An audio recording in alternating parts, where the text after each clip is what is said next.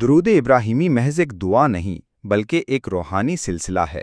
یہ ہمیں حضرت محمد مصطفیٰ صلی اللہ علیہ وآلہ وسلم اور حضرت ابراہیم علیہ السلام کی روشنی سے جوڑتا ہے۔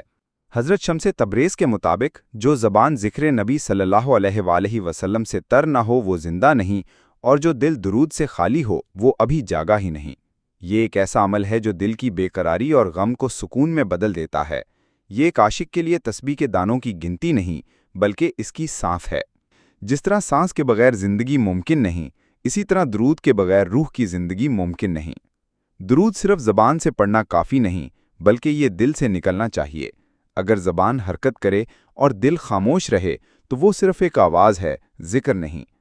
حضرت شمس تبریز اس کی مثال دیتے ہوئے کہتے ہیں کہ الفاظ تو پرندے کی طرح ہیں، لیکن اگر دل آسمان نہ ہو تو یہ پرندے کہیں پرواز نہیں کر سکتے۔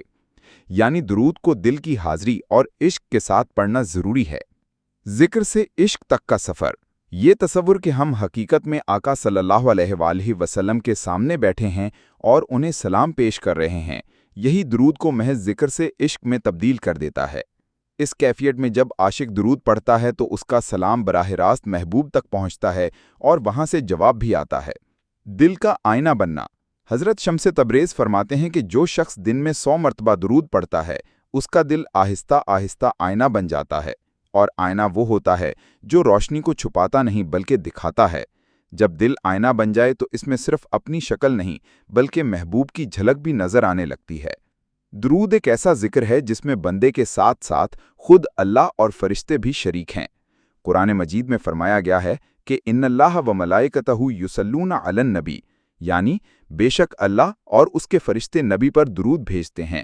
جب ہم درود پڑھتے ہیں تو ہم اس نورانی قافلے میں شامل ہو جاتے ہیں جو آسمان سے عرش تک جاتا ہے۔ یہ ایک ایسی سعادت ہے جو درود پڑھنے والے کو کبھی اکیلا محسوس نہیں ہونے دیتی، وہ حقیقت میں ایک آسمانی محفل کا حصہ بن جاتا ہے۔ درود صرف ایک ذکر نہیں بلکہ ایک طرز حیات ہے۔ اگر ہماری زبان پر درود ہو لیکن ہمارے اعمال ظلم سے بھرے ہوں اور ہم سنت کو چھوڑ دیں تو یہ درود کا حق ادا نہیں ہو رہا۔ محبت صرف الفاظ نہیں، محبت طرز حیات ہے۔ درود کا پیغام ہے کہ ہمیں اپنی زندگی کو بھی نبی کریم صلی اللہ علیہ وآلہ وسلم کی سیرت سے جوڑنا ہے۔ اس سوال کا جواب کہ آج کے انسان کے دل کیوں خالی ہیں، حضرت شمس تبریز نے دیا ہے۔ وہ کہتے ہیں کہ مسئلہ درود کی کمی کا نہیں بلکہ درود کی کیفیت کا ہے۔ لوگ درود تو پڑھتے ہیں مگر ان کا دل کہیں اور ہوتا ہے۔ آخر میں متن ہمیں یہ عزم کرنے کی ترغیب دیتا ہے کہ ہم درود کو صرف نماز کی آخری رسم تک محدود نہیں رکھیں گے بلکہ اسے اپنی روح کی غذا بنائیں گے۔ اسے ہر لمحہ، صبح آنکھ کھلنے سے لے کر دن کے کاموں اور رات کی تنہائی تک اپنی سانسوں کے ساتھ جوڑ لیں گے۔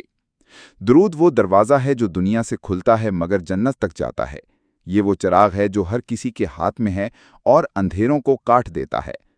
اس خوبصورت تحریر کا نچوڑ یہ ہے کہ درود ابراہیمی صرف ایک عبادت نہیں بلکہ ایک عشق ہے جو دلوں کو زندہ کرتا ہے، انہیں نور سے بھر دیتا ہے اور ہمیں اللہ اور اس کے رسول صلی اللہ علیہ وآلہ وسلم کی دائمی محبت اور قربت میں شامل کر دیتا ہے۔